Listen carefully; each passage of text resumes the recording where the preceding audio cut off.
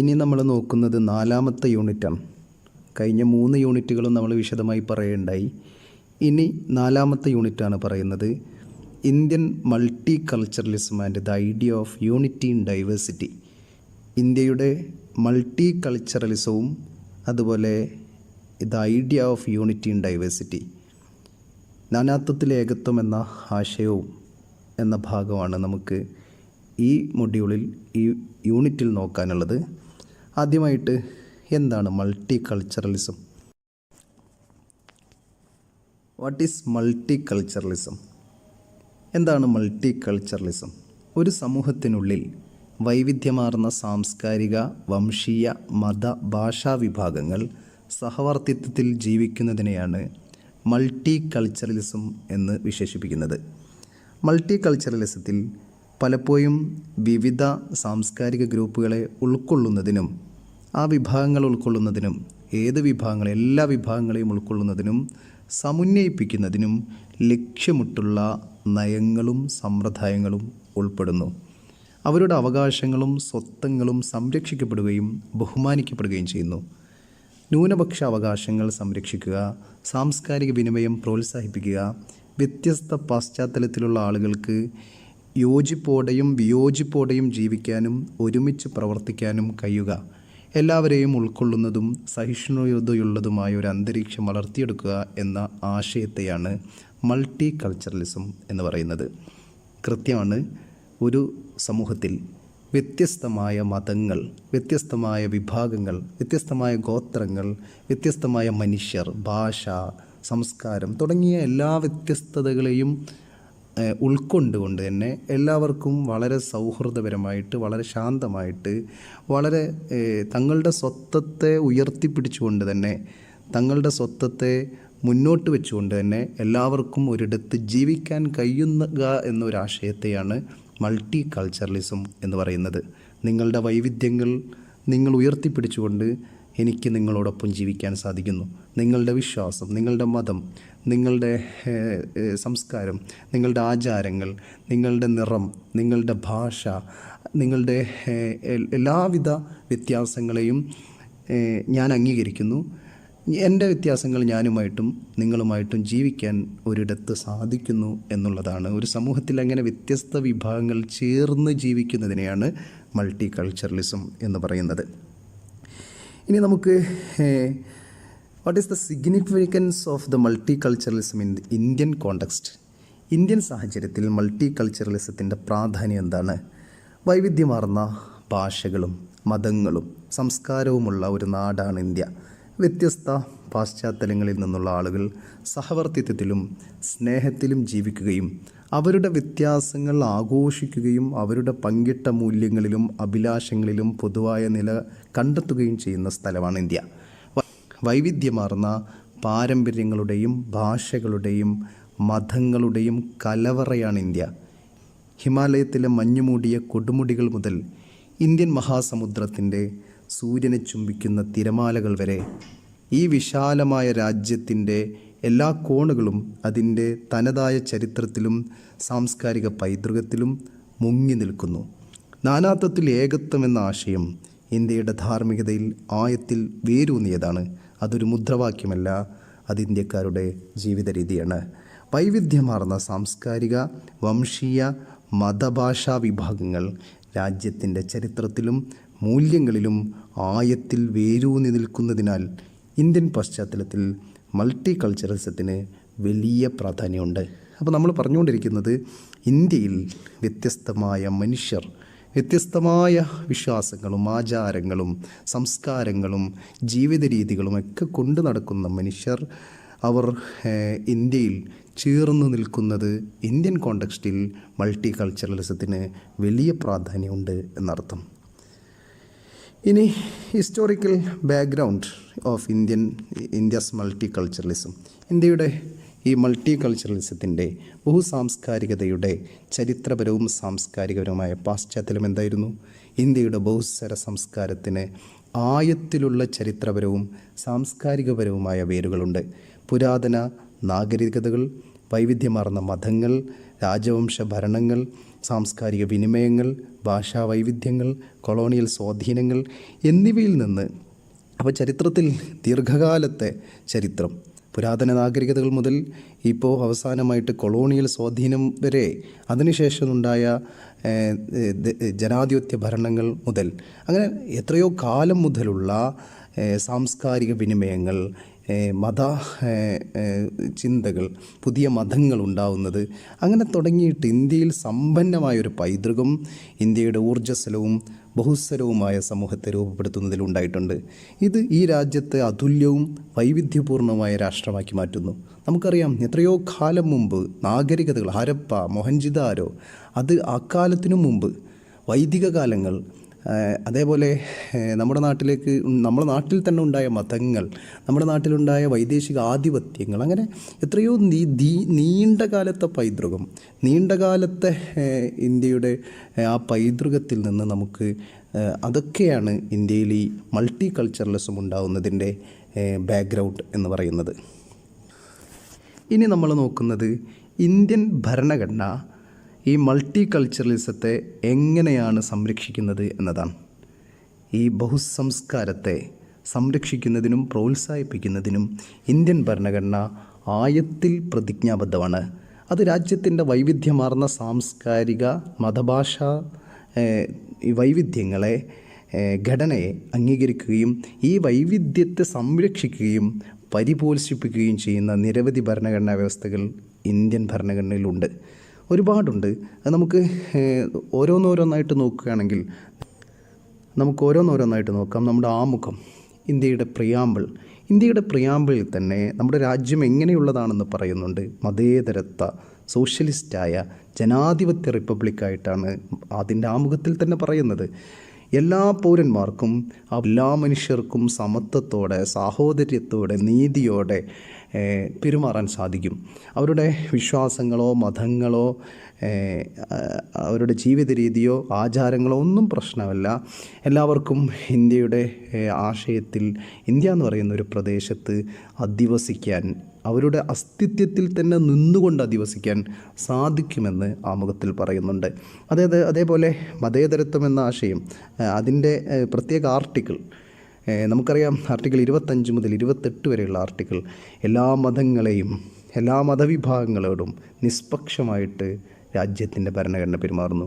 നിങ്ങളുടെ വിശ്വാസങ്ങൾ പ്രചരിപ്പിക്കാനും അത് വിശ്വസിക്കാനും ആചരിക്കാനും മതസ്ഥാപനങ്ങൾ നടത്താനുമൊക്കെ നിങ്ങൾക്കൊരുപോലെ താല്പര്യമുണ്ട്. മതം അല്ല രാജ്യത്തിൻ്റെ പ്രശ്നം, മനുഷ്യരുടെ സംരക്ഷണമാണ്.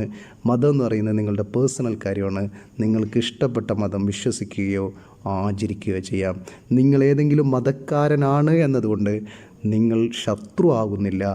നിങ്ങൾ രാജ്യം എല്ലാവരുടെയും, മതത്തിൻ്റെ എല്ലാവരുടെയും, എല്ലാ മനുഷ്യരുടെയുമാണ് എന്നാണ് മതേതരത്വം എന്ന് പറയുന്ന ആശയത്തിലൂടെ ഇന്ത്യൻ ഭരണഘടന മുന്നോട്ട് വെക്കുന്നത്. മറ്റൊന്ന് സമത്വവും വിവേചനരഹിതവും ആയ ആർട്ടിക്കിളുകൾ. ആർട്ടിക്കിൾ 14 മുതൽ 16 വരെ, 29, 46 ഇതൊക്കെ നമുക്കറിയാവുന്നതാണ്. ഈ മതം, വംശം, ജാതി, ലിംഗം, ജന്മസ്ഥലം എന്നിവയുടെ അടിസ്ഥാനത്തിൽ ഒരു പൗരനോടും വിവേചനം കാണിക്കാൻ പാടില്ല. അതുപോലെ വിവേചനങ്ങൾ നിരോധിച്ചിരിക്കുന്നു എന്ന് വളരെ കൃത്യമായിട്ട് ആർട്ടിക്കിൾ 14 സമത്വം. നിങ്ങൾ ഏതു തരം മനുഷ്യനാവട്ടെ, നിങ്ങൾ ഏത് വിശ്വാസക്കാരനാവട്ടെ, എല്ലാവരോടും തുല്യമായിട്ട്, equality before law and equal protection of law എന്നാണ് ഭരണഘടന പറയുന്നത്. അതുപോലെ സാംസ്കാരികവും വിദ്യാഭ്യാസപരമായ അവകാശങ്ങളുണ്ട്. ആർട്ടിക്കിൾ 29, 30 പറയുന്നത് മതപരവും ഭാഷാപരവുമായ ന്യൂനപക്ഷങ്ങൾക്ക് അവർക്ക് ഇഷ്ടമുള്ള വിദ്യാഭ്യാസ സ്ഥാപനങ്ങൾ സ്ഥാപിക്കുന്നതിനും ആ സ്ഥാപനങ്ങളെ നിയന്ത്രിക്കുന്നതിനുമുള്ള അവകാശം, പ്രത്യേകമായ അവകാശം ന്യൂനപക്ഷങ്ങൾക്കുണ്ട്. അവരുടെ ഭാഷാപരമായ വൈവിധ്യം, ന്യൂനപക്ഷങ്ങളുടെ സംസ്കാരം, ഭാഷ, ലിപി എന്നിവ സംരക്ഷിക്കുന്നതിന് പ്രത്യേകമായ ആർട്ടിക്കിൾ മൗലികാവകാശത്തിൽ തന്നെ ഇന്ത്യൻ ഭരണഘടന നൽകുന്നുണ്ട്. മറ്റൊന്ന് രാഷ്ട്രത്തിൻ്റെ നയത്തിൻ്റെ നിർദ്ദേശക തത്വങ്ങൾ, DPSP. ഭരണകൂടവും അതിൻ്റെ ഏജൻസികളും അവരുടെ നയങ്ങൾ രൂപപ്പെടുത്തുമ്പോൾ ചില അടിസ്ഥാന തത്വങ്ങൾ പാലിക്കാൻ ഭരണഘടന കൽപ്പിക്കുന്നുണ്ട്. മതമോ സംസ്കാരമോ പരിഗണിക്കാതെ തുല്യമായ ക്ഷേമം രാജ്യത്തെ എല്ലാ പൗരന്മാർക്കും ഉണ്ടാവണമെന്നാണ് അതിൻ്റെ അടിസ്ഥാനത്തിൽ ഭരണഘടന അടിവരയിടുന്നത്. അതുപോലെ ഭാഷാ വൈവിധ്യത്തെ മാനിച്ച് സ്വന്തം ഔദ്യോഗിക ഭാഷകൾ നിശ്ചയിക്കാൻ സംസ്ഥാനങ്ങൾക്ക് അധികാരമുണ്ട്. എല്ലാ ഭാഷയെയും ഉൾക്കൊള്ളാൻ ഭരണഘടന തയ്യാറാണ് എന്നർത്ഥം. മറ്റൊന്ന്, പട്ടികജാതിക്കാർക്കും പട്ടികവർഗക്കാർക്കുമുള്ള സംരക്ഷണം ആർട്ടിക്കിളുകൾ ഇന്ത്യൻ ഭരണഘടനയിലുണ്ട്.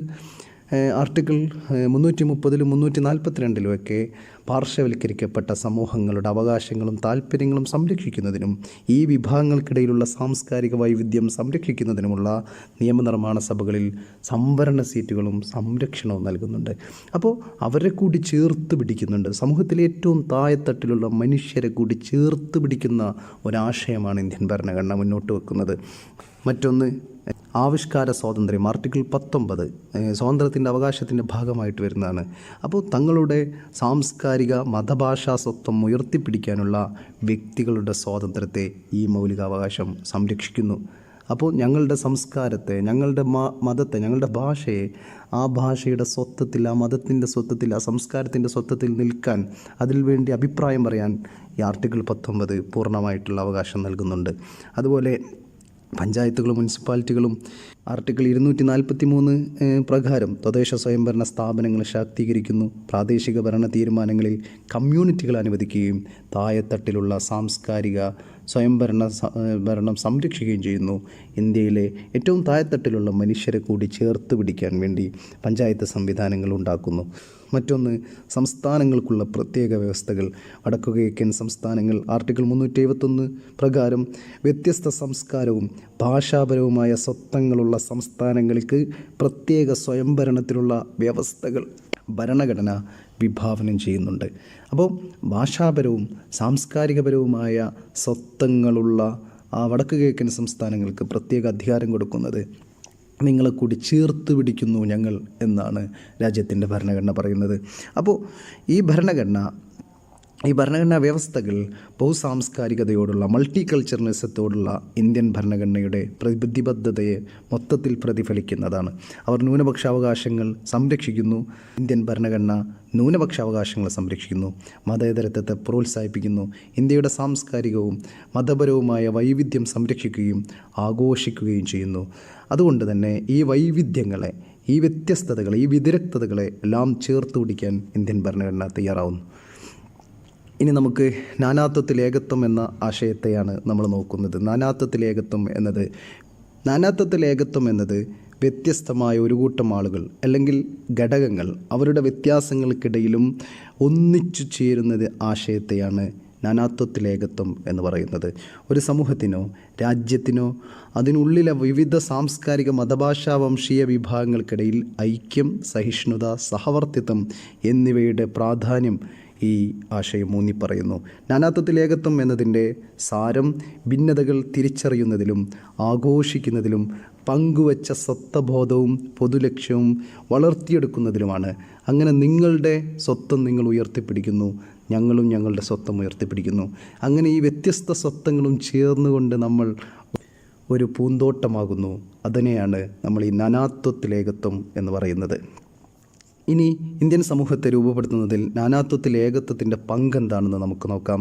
സാംസ്കാരിക ബഹുസ്വരത, സാമൂഹിക ഐക്യം, ഭാഷാപരമായ ഐക്യം, രാഷ്ട്രീയ ഏകീകരണം, സാമ്പത്തിക വളർച്ച, രാഷ്ട്രീയ ഉത്ഘാടനം എന്നിവയ്ക്ക് സംഭാവന നൽകിക്കൊണ്ട് വിവിധ തലങ്ങളിൽ ഇന്ത്യൻ സമൂഹത്തെ രൂപപ്പെടുത്തുന്നതിൽ നാനാത്വത്തിൽ ഏകത്വം ഒരു പ്രധാന പങ്ക് വഹിക്കുന്നു. സാംസ്കാരിക ബഹുസ്വരതയെ നമ്മൾ ചേർത്ത് പിടിക്കുന്നു. ഇന്ത്യയുടെ സാംസ്കാരിക വൈവിധ്യം അത്രയും വലുതാണ്. നിരവധി ഭാഷകൾ, നിരവധി മതങ്ങൾ, നിരവധി പാരമ്പര്യങ്ങൾ, ഇതൊക്കെ വളരെ സഹിഷ്ണുതയോടെ ചേർന്ന് നിൽക്കുന്ന ഒരാശയത്തെയാണ് ഈ നാനാത്വത്തിൽ ഏകത്വം. അങ്ങനെ ഒരു രാജ്യമായി നമ്മൾ, അങ്ങനെയുള്ളൊരു പാരമ്പര്യമായിട്ട് നമ്മൾ നിൽക്കുന്നു. അപ്പോൾ സാംസ്കാരിക ബഹുസ്വരത നമ്മൾ ഉയർത്തിപ്പിടിക്കുന്നു. മറ്റൊന്ന് സാമൂഹിക ഐക്യമാണ്. നമ്മൾ ഈ നാനാത്വത്തിൽ ഏകത്വമായിക്കൊണ്ട്, ഒരു നൂലായിക്കൊണ്ട് സാമൂഹിക വിഭാഗങ്ങൾ ചേർന്ന് നിന്നുകൊണ്ട് ഐക്യപ്പെട്ടുകൊണ്ടിരിക്കുന്നു. മറ്റൊന്ന് ഭാഷാ ഐക്യം നിലനിൽക്കുന്നു. നൂറുകണക്കിന് ഭാഷകൾ, ആയിരക്കണക്കിന് ഭാഷകൾ ഈ ഭാഷകൾ, എല്ലാ ഭാഷകളും അവരുടെ ഐഡൻറ്റിറ്റി നിലനിർത്തിക്കൊണ്ട് തന്നെ നമ്മൾ ചേർന്ന് നിൽക്കുന്നുണ്ട്. അതേപോലെ രാഷ്ട്രീയ സമന്വയമുണ്ട്. ഇന്ത്യയിലെ വൈവിധ്യമാർന്ന ജനങ്ങൾ അവരുടെ രാഷ്ട്രീയ വ്യത്യാസങ്ങൾ, അവരുടെ രാഷ്ട്രീയ അഭിപ്രായങ്ങളൊക്കെ വ്യത്യസ്തമാണെങ്കിലും നമ്മൾ രാജ്യത്തിൻ്റെ ഭാഗമാണ് എന്ന് പറഞ്ഞുകൊണ്ട് ചേർന്ന് നിൽക്കുന്നു. അങ്ങനെ സാമ്പത്തിക വളർച്ച, ഇന്ത്യയിലെ വിവിധ ജനവിഭാഗങ്ങൾക്കിടയിൽ വ്യത്യസ്തമായ സാമ്പത്തിക വിഭാഗങ്ങളാണെങ്കിലും നമ്മൾ ചേർന്ന് നിൽക്കുന്നു, നാനാത്വത്തിൽ ഏകത്വമായി നിൽക്കുന്നു. അതുപോലെ ദേശീയോത്ഗ്രഥനത്തോടെ നമ്മൾ പ്രവർത്തിക്കുന്നു. ഇന്ത്യക്കാർ എന്ന നിലയിൽ പങ്കിട്ട സ്വത്വം രാഷ്ട്രത്തെ ബന്ധിപ്പിക്കുന്നു. പ്രാദേശികം അല്ലെങ്കിൽ കമ്മ്യൂണിറ്റി നിർദ്ദേശങ്ങൾ, ഐഡൻറ്റിറ്റികൾ മറികടന്ന ഒരു വലിയ ഇന്ത്യൻ കമ്മ്യൂണിറ്റിയായിട്ട് നമ്മളൊരു ഉത്ഗ്രഥന പ്രക്രിയയിൽ പങ്കെടുക്കുന്നു. ചുരുക്കത്തിൽ സാംസ്കാരിക ബഹുസ്വരതയെ പ്രോത്സാഹിപ്പിച്ചും സാമൂഹിക സൗഹാർദ്ദം വളർത്തിയെടുത്തും ഭാഷാ വൈവിധ്യത്തെ ഉൾക്കൊള്ളിച്ചും രാഷ്ട്രീയ ഏകീകരണം പ്രോത്സാഹിപ്പിച്ചും സാമ്പത്തിക വളർച്ചയെ പ്രോത്സാഹിപ്പിച്ചും ദേശീയോത്ഗ്രഥനത്തെ വർദ്ധിപ്പിച്ചും നാനാത്വത്തിൽ ഏകത്വം ആയി ഇന്ത്യൻ സമൂഹത്തെ രൂപപ്പെടുത്തിയിരിക്കുന്നു. ഒരു മൾട്ടി കൾച്ചറൽ രാഷ്ട്രമെന്ന നിലയിൽ ഇന്ത്യയുടെ അതുല്യമായ സ്വത്വവും പ്രതിരോധശേഷിയും അടിവരയിടുന്ന അടിസ്ഥാനമാണ് നാനാത്വത്തിൽ ഏകത്വം എന്ന് പറയുന്നത്. ഏതായാലും നമ്മളൊരു കാര്യം മനസ്സിലാക്കേണ്ടത്, നമ്മുടെ നാട്ടിൽ വ്യത്യസ്തമായ മനുഷ്യരാണുള്ളത്. വ്യത്യസ്തമായ ഭാഷ, വ്യത്യസ്തമായ മതം, വ്യത്യസ്തമായ സംസ്കാരം, വ്യത്യസ്തമായ ജീവിത രീതി, വ്യത്യസ്തമായ ആചാരങ്ങൾ, വ്യത്യസ്തരായ മനുഷ്യർ. നമുക്കറിയാം, കേരളത്തിൽ നിന്ന് നമ്മൾ ഉത്തരേന്ത്യയിലേക്ക് പോയാൽ എത്രമാത്രം മാറ്റങ്ങൾ കാണാം. നമ്മൾ തമിഴ്നാട്ടിൽ തന്നെ പോയാൽ എത്രമാത്രം മാറ്റങ്ങൾ കാണാം. മനുഷ്യരുടെ സ്റ്റൈല് പോലും, മനുഷ്യരുടെ ഇന്ത്യക്കാരാണോ എന്ന് നമുക്ക് തിരിച്ചറിയാതെ പോകും. അപ്പോൾ യൂറോപ്പിലുള്ള ദേശരാഷ്ട്രങ്ങളിലെ മനുഷ്യരെക്കാൾ വൈവിധ്യം ഇന്ത്യ എന്ന് പറയുന്ന ഈ ഭൂഖണ്ഡത്തിലെ മനുഷ്യർക്കുണ്ട്. അപ്പോൾ ഇത്രമാത്രം വൈവിധ്യം നിറഞ്ഞ മനുഷ്യർ, നിങ്ങളുടെ വൈവിധ്യങ്ങൾ ഉണ്ടെങ്കിലും എല്ലാ വൈവിധ്യങ്ങളെയും ചേർത്തുകൊണ്ട് നമ്മുടെ ഒരു കുടക്കീഴിൽ നിൽക്കുന്നു.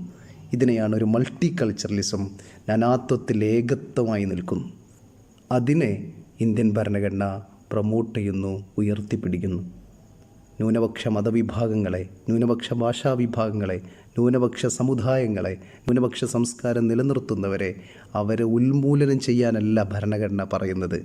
എല്ലാ ന്യൂനപക്ഷ വിഭാഗങ്ങളെയും നിങ്ങൾ ന്യൂനപക്ഷമായിക്കൊണ്ട് തന്നെ ഞങ്ങൾ ചേർത്ത് പിടിക്കുന്നു എന്നാണ്, ജനാധിപത്യ മൂല്യമാണ് ഇന്ത്യൻ ഭരണഘടന മുന്നോട്ട് വെക്കുന്നത്.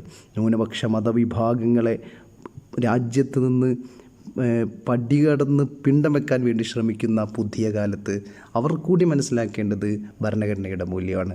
ഭരണഘടന പറയുന്നത് എല്ലാ ന്യൂനപക്ഷ വിഭാഗങ്ങളെയും, എല്ലാ സാംസ്കാരിക വിഭാഗങ്ങളെയും, എല്ലാവിധ വൈവിധ്യങ്ങളെയും ഉൾക്കൊള്ളിച്ചുകൊണ്ട് അവരവരായി നിന്നുകൊണ്ട് എല്ലാവരും ചേർന്ന് നിൽക്കുന്ന ചേർച്ചയുടേതാണ് ഇന്ത്യൻ ഭരണഘടന മുന്നോട്ട് വെക്കുന്ന തത്വശാസ്ത്രം എന്ന് പറയുന്നത്.